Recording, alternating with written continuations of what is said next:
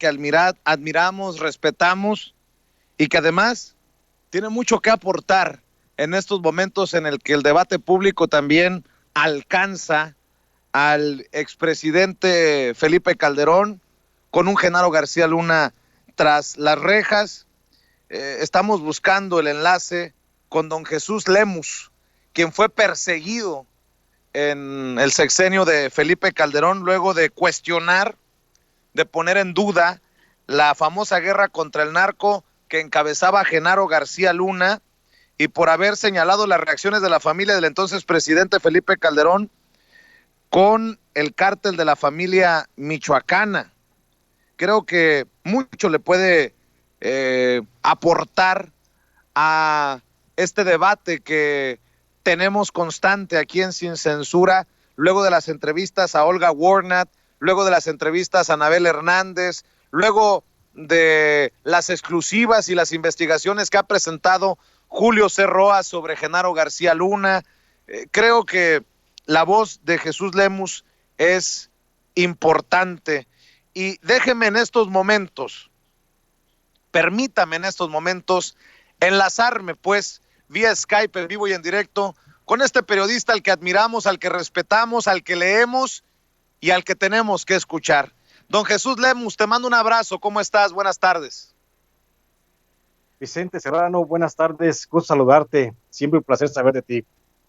Al contrario, el gusto es de nosotros y creo, lo decía, que hay mucho que puedes aportar, Jesús, en este debate público sobre un Felipe Calderón que se fue de Los Pinos, pero que no se ha ido del ojo del huracán, con un Genaro García Luna que está en el bote, dos personajes que te persiguieron. Tú estuviste en la cárcel injustamente y desde la cárcel diste luz, y hoy fuera tienes que seguirnos dando luz, Jesús. Sí, Vicente, muchas gracias.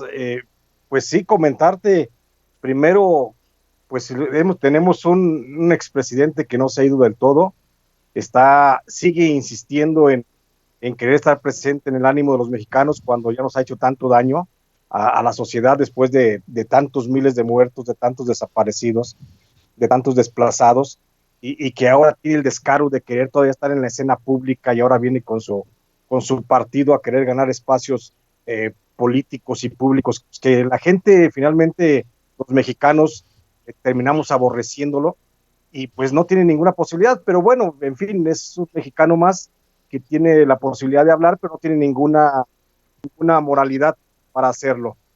Tú ya lo bien lo señalas, el asunto de Genaro García Luna, que es increíble, Vicente, que a estas alturas todavía él se diga que no supo quién era García Luna, que no supo de las componendas cuando todo el mundo lo sabía, y hay muchos periodistas aparte de mí que lo han dicho en su momento, cómo fue el contubernio de García Luna con algunos actores del crimen organizado, principalmente del cártel de Sinaloa y del cártel de los hermanos Beltrán Leiva. Entonces, comentarte, bueno, sí causa escozor escuchar a Felipe Calderón hoy dándose baños de pureza cuando tuvo la oportunidad de transformar el país y finalmente pues no lo pudo o no quiso hacerlo, que es lo más, lo que creo que sería lo más correcto señalar. Si te molesta escuchar a Felipe Calderón decir yo no vi, yo no escuché, eran chismes, lo entrevistó hace unos días Carlos Loret de Mola y hasta denostaba al general Tomás Ángeles de Aguajare, quien dijo que él le había informado directamente, frente a frente, cara a cara, de los nexos de Genaro García Luna con el narco. ¿Te molesta a ti que de alguna manera también, y te lo pregunto sin intención de amarrar navajas, que haya un sector del gremio, que haya un sector de los periodistas que no lo toquen ni con el pétalo de una rosa, a pesar de lo que es evidente, Jesús? Sí, Vicente, creo que me molesta como a millones de mexicanos nos molesta oírlo hablar cuando fue el primer agresor de la sociedad mexicana a través de su nefasta lucha contra el narcotráfico. Y por supuesto que no hay amarre de navajas, las navajas están muy bien amarradas desde hace tiempo entre el gremio periodístico, que está de un lado el chayotero, el que vivió del poder, y los que, como tú, yo y otros periodistas hemos hecho desde la calle, desde a pie. Creo que molesta mucho el asunto de que Felipe Calderón hoy diga que fueron chismes y que desacredite voces tan importantes como la del general Ángeles de Aguajare, que señala que en su momento le dijo quién era García Luna y que en su momento hubo también muchas versiones periodísticas, como tú ya bien lo sabes. Tenemos periodistas tan importantes como Pepe Rebeles, como Anabel Hernández, que en su momento lo señalaron a través de textos, la corrupción de este personaje del que hablamos. Y bueno, yo también lo señalé en el 2013, luego de una estancia de 3 años que me regaló Felipe Calderón acusándome de ser narcotraficante, cuando los narcotraficantes estaban pues en su entorno. Ahí tenemos a su hermana Luisa María Calderón, que se hablaba y se telefoneaba y se mensajeaba directamente con la tuta, y no lo digo yo, lo dice también la tuta misma desde prisión. Tenemos la versión que yo hice pública en el 2013 en el libro Los Malditos, que yo recabé dentro de la cárcel, de cuando hablé con el grande, el sicario del cártel de los hermanos Arellano Félix, perdón, Beltrán, de los hermanos Beltrán Leiva, quien reconocía este personaje y reconocía cómo él fue emisario de García Luna para con algunos grupos del narcotráfico tratar de establecer un gran cártel nacional. Y esto fue también en complicidad con aquel que fue senador por el estado de Coahuila, te acordarás de Guillermo Anaya, que fue también compadre de Felipe Calderón, y que juntos hicieron ahí un entramado para hacer que los cárteles actuaran bajo el dominio de García Luna. Entonces, estos no son chismes, están bien sustentados, están ahí señalados en textos periodísticos, en libros, y ningún periodista, me extraña que ningún periodista haya sido, si es que fueran chismes o desacreditación a la figura de Felipe Calderón y del propio general Luna, pues ningún periodista a la fecha hemos sido llamados ante una instancia judicial para explicar lo que estamos señalando o para tratar de desacreditar ellos mismos lo que decimos los textos periodísticos.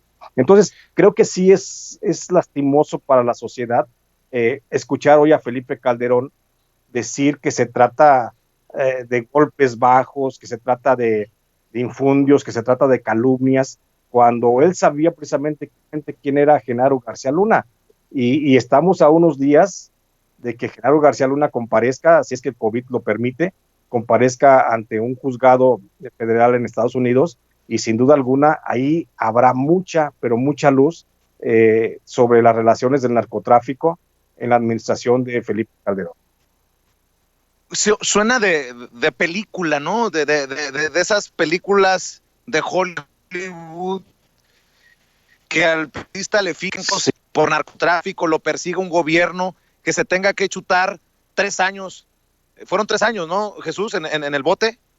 sí, sí, Y exactamente, Vicente, fueron 3 años en la cárcel, ahí en 3 años y 5 días concretamente, Felipe Vicente, fueron los que me aventó Felipe a la cárcel, y te digo, y no es una cárcel cualquiera, la de Puente Grande, es una cárcel de exterminio.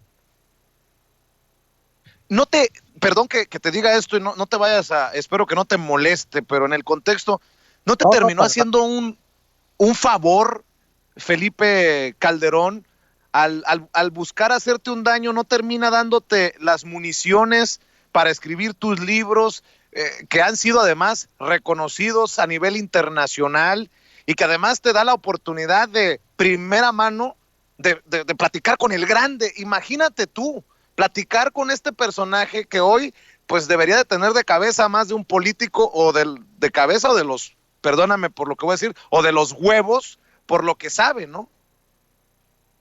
exactamente, Vicente. Mira, en dos sentidos te respondo, y no me molesta, por supuesto, la pregunta. Felipe terminó haciéndome, queriéndome joder, se jode él mismo, porque me manda precisamente, me da una beca para hacer una maestría en delincuencia organizada con los propios dueños del narcotráfico en México.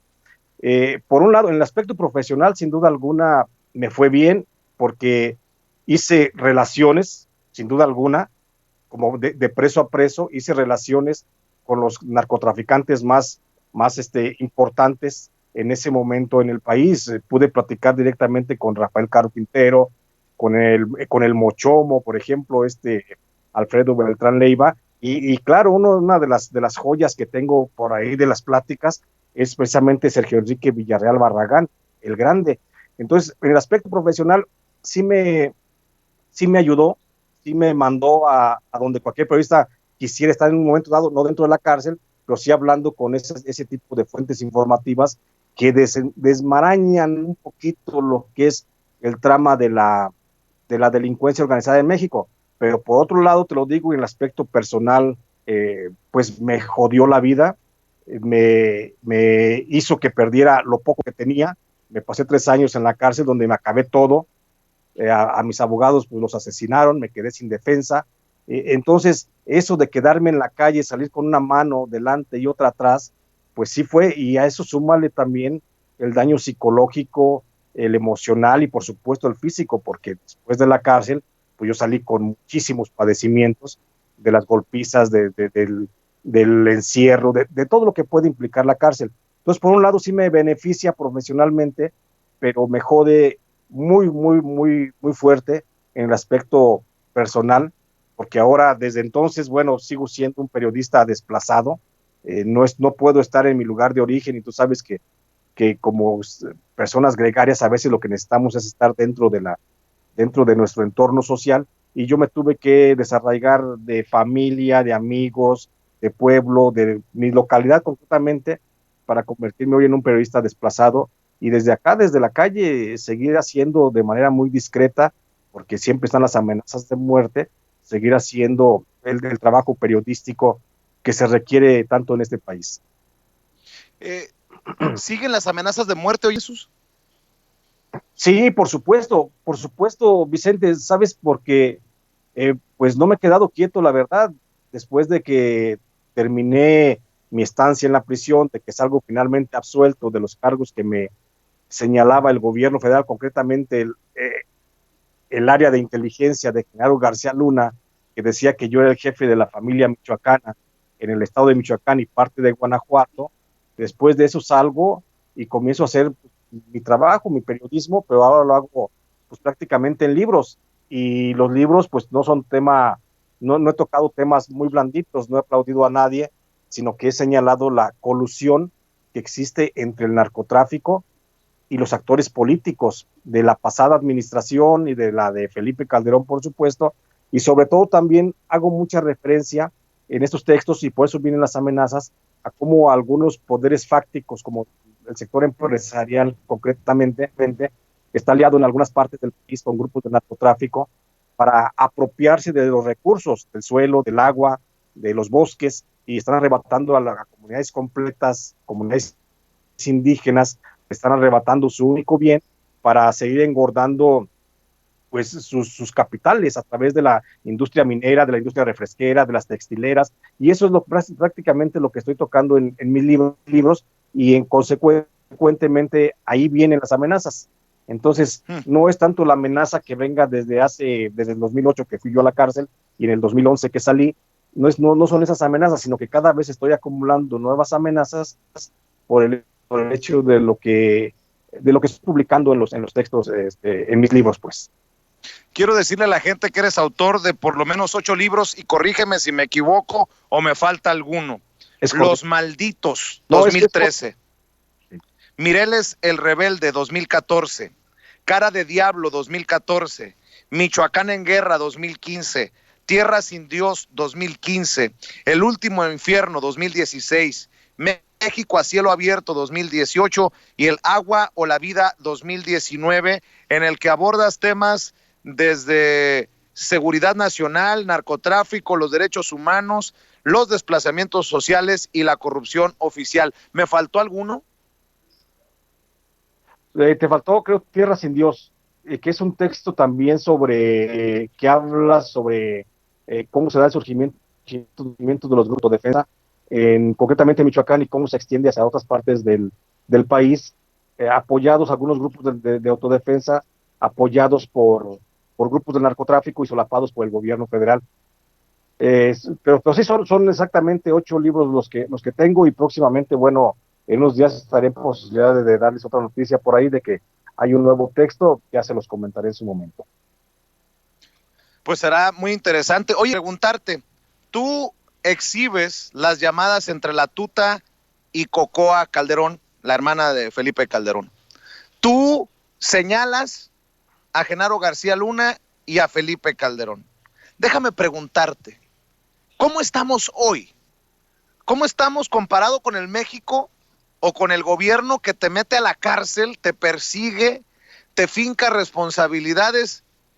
¿Cómo estamos? Te lo pregunto porque hace unos días entrevistaba a Anabel Hernández y me decía que ella ve muchos tapones todavía a favor de Genaro García Luna, a favor de los malandros, en la Fiscalía General de la República, en la Procuración de Justicia de este país.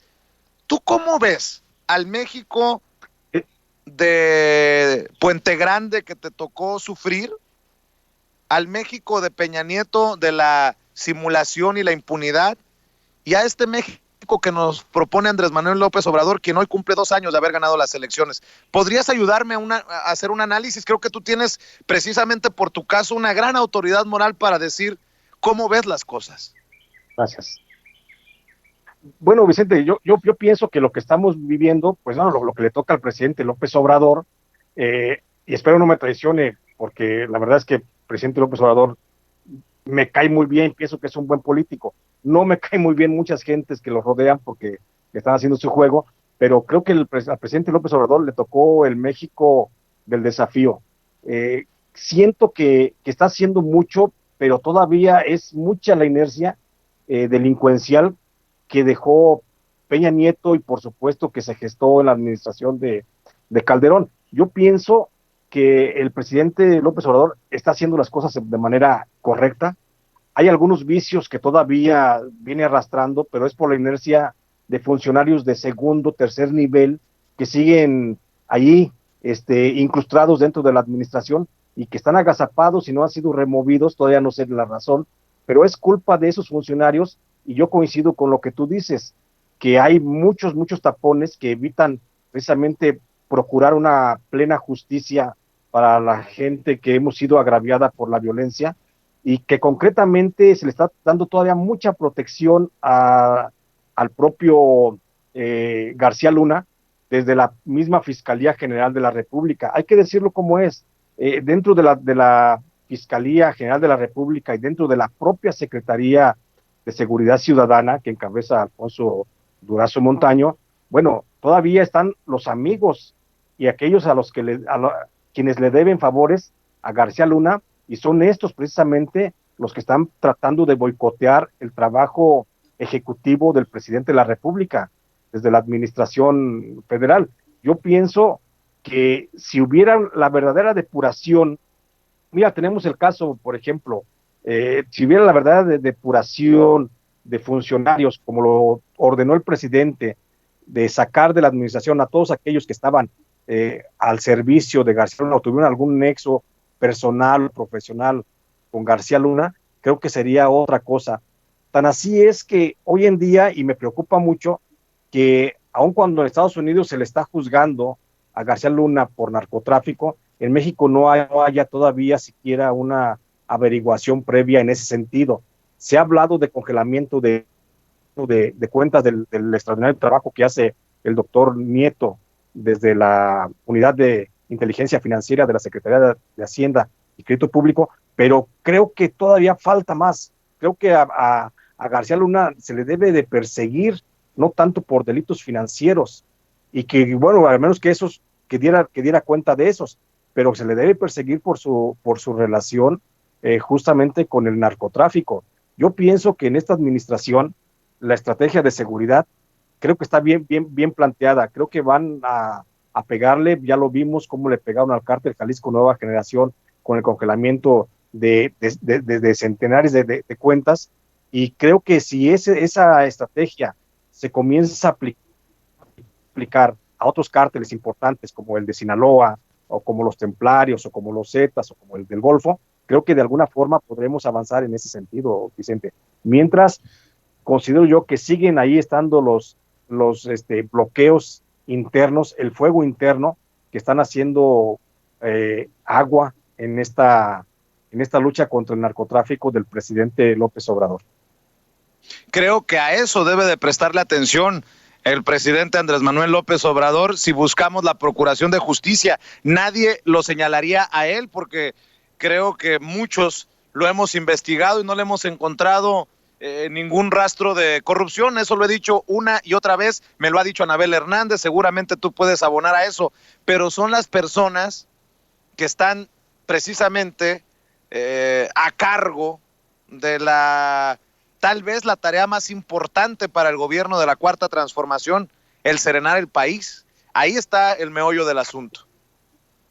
Exactamente, Vicente. Yo, en lo personal, pienso, con los elementos de prueba que tengo, no he encontrado tampoco ninguna perversidad personal o política de parte del presidente López Obrador. Creo que es un hombre bueno, es un hombre bien intencionado. Tenemos por primera vez un presidente cercano a la gente, con el sentir de la gente, con el pulso del pueblo. Creo que es un extraordinario presidente, pero lo que no me cuadra bien es, por ejemplo, gente, insisto yo, Alfonso Durazo Montaño, que está al frente de la Secretaría de Seguridad y que estoy seguro que no dura mucho porque va a tener que ceder por decenas de situaciones que han pasado en el país, pero considero que es parte del equipo el que le está fallando y que el presidente creo que sí está cumpliendo. Yo insisto, el presidente López Obrador es un hombre bueno, es un buen político, y creo que está haciendo las cosas como lo haría alguien del pueblo, no con una visión de un sector o de un grupo político, empresarial en la cúpula del país. Creo que lo está haciendo con una visión de pueblo, y eso es muy bueno, y ojalá a la larga eso rinda frutos, y que ojalá, fíjate, qué buena la coyuntura esta, Vicente, ojalá ahora que se reúne con el presidente Trump, ojalá tocaran el tema en lo privado, ahí en lo inmediato, tocaran el tema de cómo ver la posibilidad de repatriar a Genaro García Luna, porque Genaro García Luna, sin duda alguna, va a alcanzar una sentencia a lo mucho de 20 años por los delitos que se le imputan, pero si se le trae a México es cárcel de por vida, estoy seguro, porque los delitos que se le podrían imputar a García Luna en México no se limitarían únicamente a lavado de dinero o desfalcos del erario, sino que iría más allá también del narcotráfico, iría sin duda alguna a responder por la desaparición de personas, por los asesinatos de personas. Entonces, creo que sería muy interesante que el presidente López Obrador pudiera tocar el tema García Luna en lo cortito con su homólogo de Estados Unidos, para que nos diera una buena noticia dentro de toda esta crisis que tenemos en el país. ¿Se va también Felipe Calderón, Alba? Sin duda alguna, solo es cuestión de tiempo. Son tantas las evidencias que existen, son tantos los testimonios, son tantas las pruebas fehacientes que allí están y muchas de ellas ya públicas. Es cuestión nada más de que un agente del Ministerio Público decida retomar la investigación periodística me refiero, que decida retomarla y que se aboque a los hechos, y sin duda alguna Felipe Calderón está pisando la cárcel. Te lo digo, ojalá fuera en México, pero por lo menos que fuera en Estados Unidos. Yo creo que en Estados Unidos el nombre de Felipe Calderón va a salir muchas veces dentro del juicio que se le hace a García Luna, que se le va a hacer a García Luna. Creo que va a salir muchas veces su nombre, y si una autoridad mexicana de veras quiere hacerle justicia al pueblo de México, tiene que atender esas menciones que se le den, porque te digo, y te lo adelanto, van a ser menciones que no serán únicamente de omisión, sino incluso hasta de participación en algunos hechos delictivos. Recuerdo que Olga Warner, fue en entrevista con Olga Warner ayer o antier, hace 2 días aquí en Sin Censura, me confirmaba que a ella le tocó ver por lo menos 3 videos de Genaro García Luna negociando con el narco y refiriéndose a Felipe Calderón como el comandante Calderón. Me dice Anabel Hernández también hace unos días que algunos de los personajes cercanos a la Barbie le dicen que en su momento la Barbie y Arturo Beltrán Leivas, el Barbas, fueron a Los Pinos cuando Felipe Calderón era presidente. ¿Qué indicios podrías tú aportar a todo esto? ¿A ti te ha tocado ver videos? ¿Qué información manejas, Jesús, para, pues para, para señalar a estos personajes? Bueno, concretamente yo no he visto ningún video, no dudo de que exista algunos de esos videos, algunos testimoniales gráficos, pero de lo que yo te puedo asegurar y de lo que a mí me consta y de lo que yo vi de viva voz de Sergio Enrique Barragán, Sergio Enrique Villagrán Barragán, es que Sergio Enrique el Grande estuvo llevándole al menos en dos ocasiones, y ahí está escrito en los malditos, estuvo llevándole al menos en dos ocasiones a Los Pinos 2 maletas de dinero al presidente Calderón. Entonces, ese testimonio, sumado al testimonio que él mismo también me dio de la reunión que tuvo en la casa de Guillermo Anaya en Saltillo, Coahuila, donde también se reunió Sergio Enrique Barragán el Grande, Felipe Calderón, y acordaron cómo hacer para que el cártel de Sinaloa se sometiera a los designios del cártel de los hermanos Beltrán Leiva y hacer un solo cártel nacional junto con los Zetas, los Arellano Félix, todos los demás cárteles del país. Esa versión creo que es muy interesante explorarla. Tengo la versión también, por supuesto, del Mochomo, de Alfredo Beltrán Leiva, con quien también estuve preso y éramos también por ahí compañeros en el mismo pasillo. También tengo la versión de él en el sentido de cómo fue el acercamiento tanto de Arturo como de Héctor. Héctor se acercó mucho con García Luna, y Arturo incluso sí fue a visitar al presidente Felipe Calderón en un momento determinado. Pues tengo, entre otras versiones que tengo de otros narcotraficantes menores, podría ser alguna decena de versiones de la relación de García Luna y de Felipe Calderón con el narcotráfico, pero ahí están. Mira, afortunadamente Alfredo Beltrán Leiva no ha muerto, Sergio Enrique Villarreal Barragán no ha muerto, y ellos pueden en un momento determinado decir lo que yo estoy señalando o asegurar lo que yo estoy señalando de las pláticas que tuvimos en la cárcel, y ellos pueden aportar, por supuesto, mayor luz si el gobierno mexicano tuviera la intención, pues, de llevar a cabo una investigación a fondo. Creo que esas versiones de estos dos grandes narcotraficantes, el Grande y el Mochomo, son las que pueden aportar, pero mucha luz para buscar y hacer una investigación a fondo a Felipe Calderón sobre narcotráfico. Y por supuesto, ¿qué más te puedo decir? De la Tuta. La Tuta hoy está en prisión y hasta donde tengo entendido se encuentra enfermo creo que de cáncer de páncreas. Él puede todavía decir cómo fue la relación del cártel de los Caballeros Templarios en Michoacán, cuando él estuvo al frente y se acercaba mucho con Luisa María Calderón Hinojosa. Creo que por ahí esos tres grandes actores, Vicente, son los que podrían de alguna forma darle mucha luz a la Fiscalía General de la República, si es que el fiscal Gers Manero pues se anima a abrir una investigación a fondo sobre el tema. Ya vimos que sí tiene los tamaños, ya va contra Tomás Herón, entonces ojalá también se anime a ir contra García Luna y comience a buscar esas versiones de estos narcotraficantes que yo señalo. Jesús, de tu tiempo, pero creo que es importante que nos comentes quiénes son estos personajes, cómo conoces a Caro Quintero. Imagínate, Rafael Caro Quintero, el narco de narcos.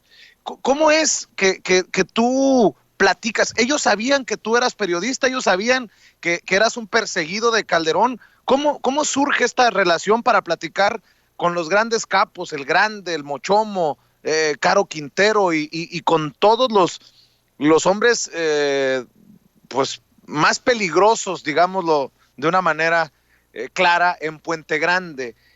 ¿Cómo fue esto? ¿Cómo surge esta relación? Mira, Vicente, surge de una forma casi tan natural, pero déjame hago nada más hincapié en una cosa. Cuando yo llego a la cárcel de Puente Grande, pues yo iba, según mi expediente, pues yo era el jefe de la Tuta, para empezar. Entonces, dentro de la cárcel, al pasillo donde me mandan, después de que estuve segregado 6 meses donde estuve encerrado en una prisión de 2x3, encuerado totalmente y con golpizas, con hambre, con sueño, por supuesto, porque no te daban de comer y no te dejaban dormir. Después de que me trasladan de esa área al área de los reos más peligrosos, porque la cárcel federal de Puente Grande es para presos muy peligrosos, pero dentro de la cárcel de Puente Grande hay un sector, hay un área donde están los más peligrosos de los más peligrosos. Entonces, a mí, por lo que había dicho el expediente que me integró García Luna, pues yo era de los más peligrosos a nivel nacional, y eso es lo que me lleva a ese sector donde estaban estos grandes narcotraficantes que ya mencionas. Y bueno, ahí de entrada todo mundo se reconoce. Oye, pues si tú tienes una empresa, tú sabes quiénes son tus reporteros, ¿no? Y sabes quiénes son los reporteros de la competencia.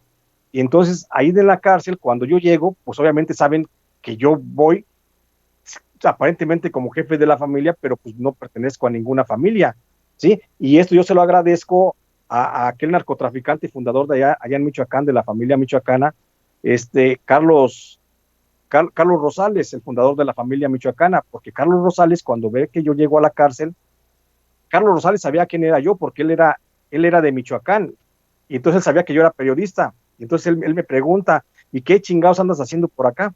Y entonces desde ahí, Carlos Rosales, como jefe de un grupo muy importante de presos dentro de la cárcel, pues comienza a dialogar con todos y dice, no, pues este pobre cabrón, yo no sé qué anda haciendo acá, porque de plano, pues no es ni narcotraficante ni delincuente, simplemente se lo quieren chingar. Esa es la pauta para que Rafael Caro Quintero comience a platicar conmigo y comience a sondearme dentro de su posición de jefe prácticamente, como el reo más importante de todos los que estaban los que estábamos en esa prisión. Rafael Caro Quintero comienza a sondearme y encuentra que efectivamente pues no tengo nada que ver con nada. Y entonces eso a mí me hace ganarme de alguna forma, no digo la amistad, pero sí el cariño, el aprecio de Rafael.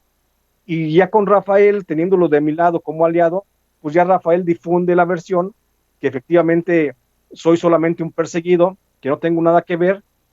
Y entonces todos me comienzan, Rafael fue el que me pone el mote de el report dentro de la cárcel, y ya me comienzan todos a ver, pues como mascotas si quieres, porque yo no me metía con nadie, yo no peleaba con nadie, yo platicaba chistes, platicaba historias y recababa historias. Y todo el mundo sabía que yo era reportero.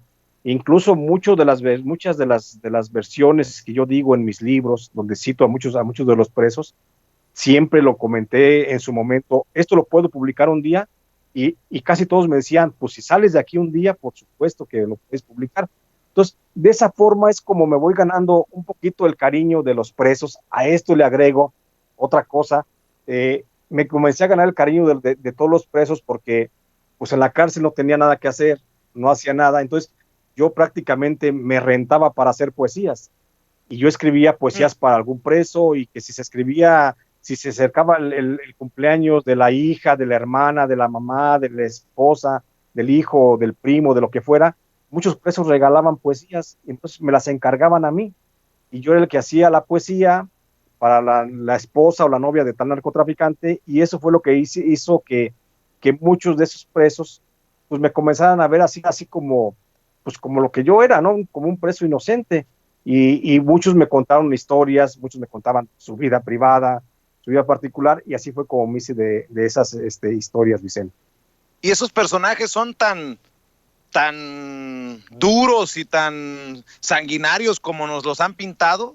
Entre otras cosas, te pregunto, ¿hay niveles en la cárcel? O sea, ¿hay respeto a los más veteranos, por ejemplo, a Rafael Caro Quintero, o a pesar de que son miembros de diferentes cárteles y de diferentes generaciones, se llevan entre sí?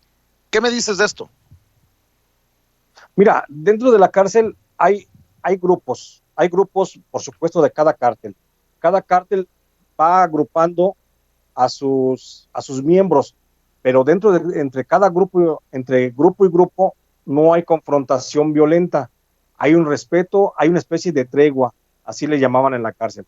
La cárcel era un momento de tregua, se agrupaban algunos presos, pero nunca peleaban entre grupos y grupos. Y por supuesto que había una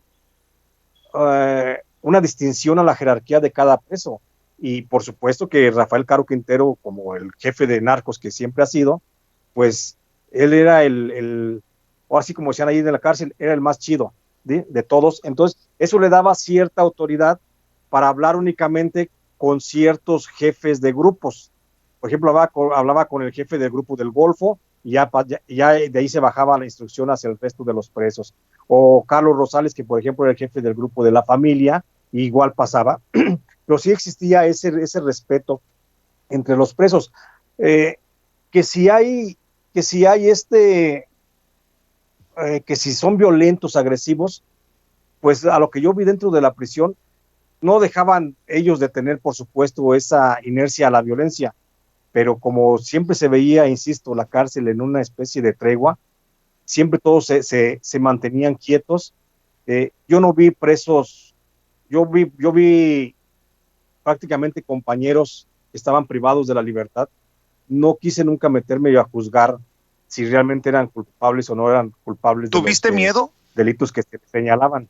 Por supuesto, mucho, mucho ¿Quién te porque en la generaba cárcel no más, sabes qué te generaba más cómo. miedo, Jesús? Generaba miedo el no saber si despertabas al día siguiente, pero no tanto por la agresividad de los presos, sino por la agresividad del propio sistema carcelario. Algunos custodios, algunos jefes de guardia, que no te privaban de la comida hasta por días, no te dejaban dormir durante días también. O sea, ese tipo, las agresiones, la violencia por parte de los custodios, creo que era lo que más me causaba miedo para no despertar al día siguiente o ya no estar vivo al siguiente día. Ese es lo que más miedo me generaba dentro de la prisión. Oye, Sí, yo no sé si deba, pero ahí va, total. Así somos a échala, veces de provocadores los periodistas. Eh, en claro. las pláticas con Caro Quintero, en las pláticas con el Grande, con el Mochomo, con la gente de La Familia, ¿hubo alguna mención de personajes que hoy estén, y no me tienes que dar los nombres, pero que hoy estén en puestos de poder en el gobierno de la Cuarta Transformación o como autoridades, que ellos digan que tengan ligas con la delincuencia organizada? El único, sí, sí básicamente ubico a uno de los que están actualmente, y digo, Alfonso Durazo Montaño, el secretario de la Seguridad, digo, desde la Secretaría de Seguridad Ciudadana. Él es el que era muy referenciado, sobre todo por su participación en la fuga del Chapo Guzmán. Acuérdate que Durazo Montaño era secretario de Vicente Fox, justamente cuando Genaro García Luna estaba al frente de la AFI, y Genaro García Luna es el que maquina la salida o el escape del Chapo Guzmán de la cárcel de Puente Grande. Sí, sí había mucha referencia Montaño dentro de los presos, sobre todo te digo de los presos, por ejemplo, como el Mochomo, que decía que tenía mucha cercanía con el que fue secretario de Vicente Fox, y pues porque además creo que son paisanos, entonces había por ahí una relación hasta personal, no nada más de funcionarios, pero sí te puedo asegurar que de todos los que se mencionaban en la cárcel y que hoy están en la administración, el que más puede ubicar es a Alfonso Durazo Montaño. ¿Cómo te apoyamos? Tienes mucho que aportar y tú eres un periodista desplazado y nosotros somos periodistas de a pie, somos pues algo que no le gusta a los medios tradicionales, pero que pues ahí la hemos sorteado por 10 años. ¿Cómo apoyamos a los periodistas desplazados como tú, lastimados, lacerados? ¿Cómo, Jesús? Yo Para creo, abonar a tus esfuerzos. sí, gracias, Vicente. Yo creo que este tipo de pláticas son muy buenas, y creo que el periodismo que haces tú, que hacen otros compañeros, desde ras de banqueta, los que no están encumbrados ahí en los edificios de Reforma y todo eso, entonces, de la Avenida Reforma, pero creo que haciendo la mejor forma de apoyar a un periodista desplazado, creo que es hacer eco un poquito de su trabajo. Si a veces nosotros, como escribimos para medios un poco discretos o un poco más pobres, pues no escribimos para en las grandes páginas de los el Universal, del Excelsior, etcétera. A veces nuestro trabajo se pierde, pero creo que a través de las redes sociales los periodistas podemos ir tejiendo esa alianza para ir difundiendo esto precisamente, el periodismo que no quieren que se sepa. Entonces creo que esa es la mejor forma, Vicente, dándonos espacio en programas como el tuyo, donde podamos hablar sin censura, exactamente. Sí, entonces poder manifestar todo esto y hacer un gran bloque, ¿no? Un gran bloque en el que no nada más veamos por los periodistas o por el trabajo periodista del periodista desplazado, que también veamos por sus condiciones de vida, cómo es que están haciendo ejercicio periodístico la gente allá en Oaxaca, allá en Chihuahua, allá en Sinaloa, la gente que no tiene esta posibilidad de los grandes medios. Y yo creo que esa es la única forma que tenemos para apoyarnos entre nosotros, Vicente. Pues yo te quiero decir, como se lo he dicho a muchos que respeto, que admiro como a ti, que en donde comen 5, comen 6, y siempre tendrás un espacio aquí en Sin Censura cuando tú lo consideres, no lo eches en saco roto. Aquí en Sin Censura, gracias. Todas las voces que deben de escucharse deberían de tener un espacio y nosotros nos encargamos de hacer el esfuerzo para que así sea. Te lo dejo ahí siempre para que lo mantengas presente. Y déjame encaminarme a la recta final de tu amabilidad, Jesús. A ver, ¿cómo que te pasaste 3 años en el bote y ya? Ahí quedó, ahí cerró el ciclo, pues sí. Ahí cerró el ¿qué fue lo que pasó? Porque me imagino que pues que Jesús Lemus no se va a quedar así nada más, porque sí, ya me metieron al bote 3 años y ya me fui. No, por supuesto que no. Yo cuando salgo de la cárcel, prácticamente ya estaba de salida la administración de Felipe Calderón. Luego viene la de Enrique Peña Nieto, viene una serie de amenazas por la publicación del libro, todavía con la inercia del Calderonato. Y bueno, yo he sentido un poco de tranquilidad ahora que llegó el presidente López Obrador. ¿Qué estoy haciendo? Le estoy reclamando al gobierno únicamente que me repare el daño, que reconozca que metieron a la cárcel a un preso, a una persona inocente, y que pasé 3 años de mi vida gratis, encerrado y en penuria. Y entonces eso es lo que estoy exigiendo. Lo que hoy exijo es que la Comisión Ejecutiva de Atención a Víctimas me reconozca mi calidad de víctima, porque ni siquiera eso ha podido pasar en esta administración, Felipe. Perdón, Vicente. Déjame te digo que en esta administración ni siquiera el gobierno de López Obrador ha podido o ha querido reconocerme, porque ahí están todos los elementos de que fui encarcelado injustamente, fui llevado a la cárcel y fui liberado sin ningún cargo. Pero aún así no se me quiere reconocer, no se me ha querido reconocer por parte de la Comisión Ejecutiva de Atención a Víctimas, y ese es ahorita mi gran pleito. No me estoy quedando quieto, estoy demandando al gobierno mexicano, la administración que sea, para que ante la Comisión Interamericana de Derechos Humanos, para que se me reconozca que fui una víctima de la violencia del gobierno de Felipe Calderón. Eso es lo que estoy haciendo, sobre eso es lo que estoy batallando hoy. Me estoy enfrentando con muchas trabas. Fíjate lo que te decía.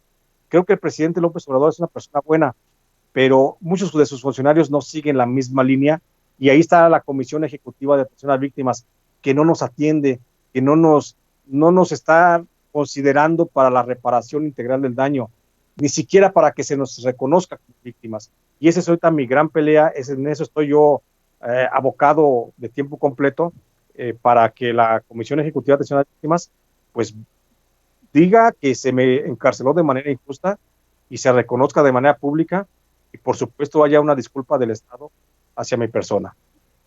Y una reparación tal vez por esos años y por todo el daño que te han hecho, ¿no, Jesús? Yo creo que el pueblo de México no se opondría a pensar que hay una reparación para un periodista que fue perseguido como tú.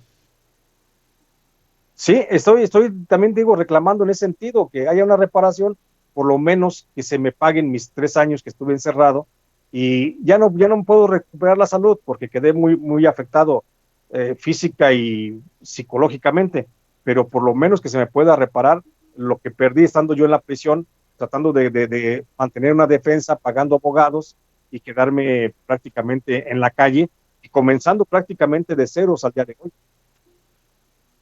Pues nuestro compromiso es que tu caso también sea escuchado en la mañanera, dame la oportunidad de plantearlo, porque creo que es importante que, pues ni modo, que en este gobierno se corrijan, se limpie el mierdero que dejaron gobiernos como el de Calderón y de Peña Nieto, y perdón por ser tan escatológico, pero esto precisamente lo demuestra, Jesús. Sí, y yo te agradecería mucho, Vicente, si me ayudas por ahí a ventilarlo. En la mañanera yo he intentado, fíjate, contactar por ahí a Jesús Ramírez, pero no he tenido suerte. No me contestan mis llamadas, no me contestan mis mensajes, mis correos. Ya le mandé 2 cartas al presidente de la República, no he tenido un mensaje. Entonces, creo que sería mucho de tu ayuda si lograras ventilar mi caso en la mañanera. Cuenta con ello. Y para ir cerrando, Jesús, porque me imagino que también estás al pendiente de las fake news, las mentiras, las verdades a medias. ¿Qué le dices a la gente en los tiempos en los que Ciro Gómez Leiva, Joaquín López Dóriga, Carlos Loret de Mola y toda esta sarta de cabrones se las dan de los dioses del periodismo, y que pareciera que, pues, que la gente se confunde cuando una y otra vez muchos decimos este miente o este defiende intereses o se ha convertido en el portavoz de los malandros, como el caso de Ciro, o en el caso de Leo Zuckerman, que dice que no le cuadra el caso contra Genaro García Luna en Estados Unidos, o cuando se le ponen de tapete pues al Chacal, a Felipe Calderón. Sí. ¿Qué le dices a la gente? Sí. Yo le diría a la gente, y la posibilidad con esta posibilidad que tengo de tu amplio auditorio, de que no hay que dejarnos engañar. Yo pienso que tenemos un presidente al que debemos escuchar, porque finalmente viene siendo nuestro guía político, y creo que debemos de atender muy bien su mensaje. No debemos tanto de llevarnos a la polarización y tratar de encarnizarnos y matarnos unos contra otros. Yo creo que los medios, los periodistas que señala el presidente de la República como honestos, como rectos, creo que a la lista, por supuesto, que ha señalado él, pues le faltan muchísimos, ¿no? No acabaría en una mañanera de mencionar los periodistas discretos, sinceros, honestos y trabajadores que están dando la cara por la cuarta transformación en los lugares más olvidados del país, y que periodismo no nada más es el que sale desde la Ciudad de México. Yo le diría a la gente que sea más escrupulosa en la selección de sus lecturas y que se meta y navegue, por supuesto, en las redes sociales, donde hay centenas de medios informativos críticos, muy honestos, y que se mantienen al día únicamente con la lectura de los pocos que llegan a acercarse a ellos.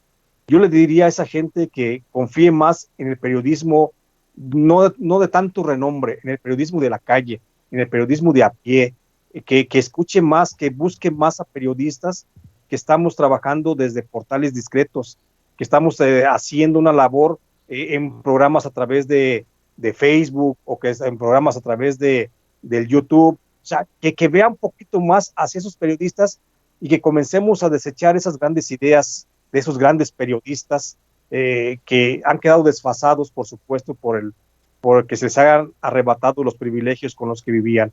Creo que México, decirle a la gente que México está transformándose así políticamente, pero también informativamente. Y creo que hoy hay muchos periodistas, insisto, en las regiones más apartadas, que busquen en Cananea, que busquen allá en Tapachula, que busquen en cualquier parte del país a los periodistas más rectos, que están haciendo un trabajo sincero y que son los que pueden dar una luz más clara de esto.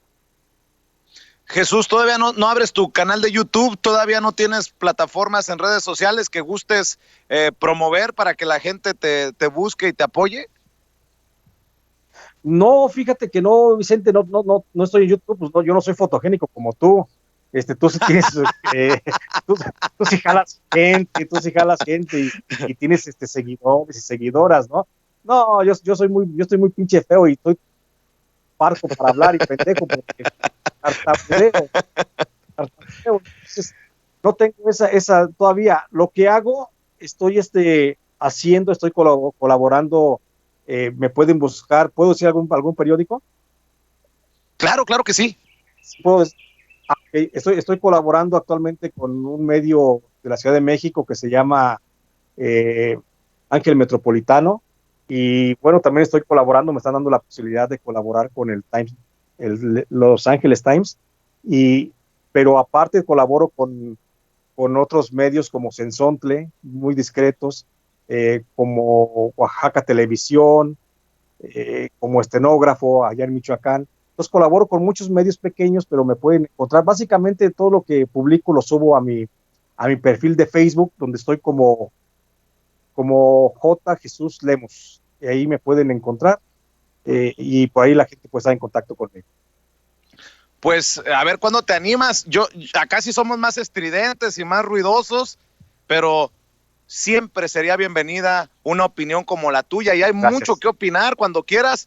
Eh, Sí, Nosotros nos sentiríamos honrados de tenerte en esta ah, familia y Jesús, quiero que sepas que no estás solo. Así se lo he dicho gracias. a muchos que han sufrido, a lo mejor no tanto como tú, pues a ti te lo tengo que decir doble. No estás solo, en solidaridad aquí estamos y creo que nos va a dar mucho para hablar, por ejemplo, del caso Ayotzinapa, ahora que andan buscando a Tomás Herón y hasta las amenazas a García Harfuch, quien también de alguna manera está relacionado a ese caso. En fin, creo que hay mucho por donde jalarle la hebra, Jesús. Por supuesto, Vicente Serrano, te agradezco mucho el espacio, te agradezco mucho, sobre todo la solidaridad. Y claro que sí, cuando tú me digas, hacemos algo contigo, sin censura, lo comentamos, hacemos, no sé, lo que tú me pidas, por supuesto, yo me dedico a esto, me dedico a hacer periodismo y siempre hay dónde o de qué temas hablar. Pues te mandamos un abrazo, mi querido Jesús Lemus. Gracias por tu generosidad, por esta extensa charla y que ojalá también sirva de terapia para que vaya mejorando esa salud física, emocional. Un abrazo sincero y cuídate mucho, Jesús. Gracias, Vicente Serrano, un abrazo, estamos pendientes. Gracias, es Jesús.